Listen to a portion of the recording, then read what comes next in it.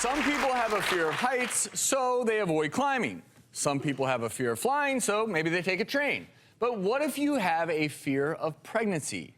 So Melinda Gottardo has what they call tokophobia. That's the fear of pregnancy and childbirth.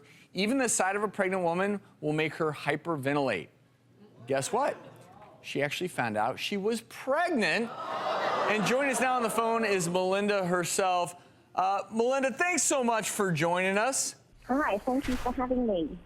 Well, you know, a lot of us have never heard of tokophobia, but we know people who experience it, not maybe to the extreme that you have, where you had to be sedated and you have major anxiety, but to the extent where there's an extreme fear of pregnancy. So tell us a little bit about how you went from being extremely fearful of even seeing a pregnant woman to actually being one.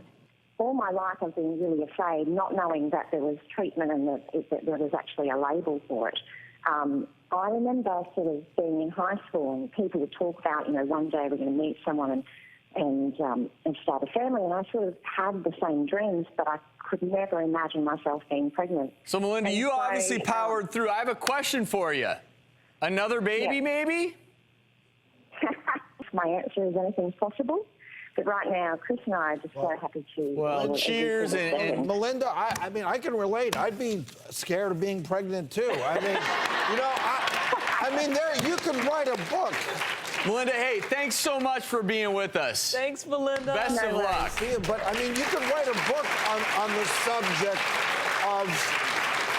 I mean, number one, you're worrying about your baby. You have another life inside of you. So you're not just fearful for yourself for reasons. There's plenty of reasons you're worrying about your child soon to come into the world. But all these other things that you can get sick, the morning sickness that you may have, the pain associated with labor. Did you have a fear? Yeah. I mean, women, we got to give it up to... Give it up for the women. It's no like...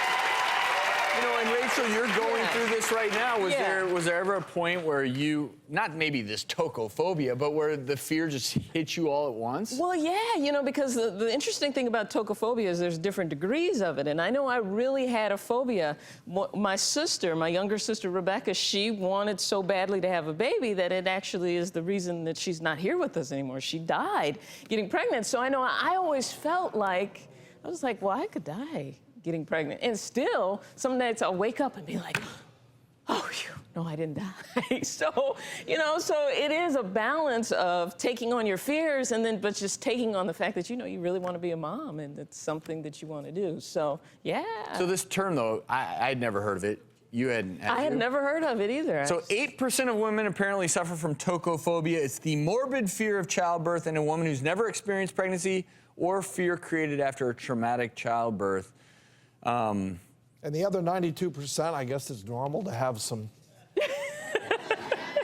normal anxiety associated with it. I think every woman you talk to about her pregnancy, she had some anxiety. She had a moment where she thought the baby wasn't moving, or she rushed to the emergency room, or, you know, she's like, is everything okay? She's calling her doctor. So I think that's just part of it. And so it's interesting to actually be amongst that now. Does it bum you out when you meet someone, though, and maybe they're about as far along as you are, and they're like, no, it's been great.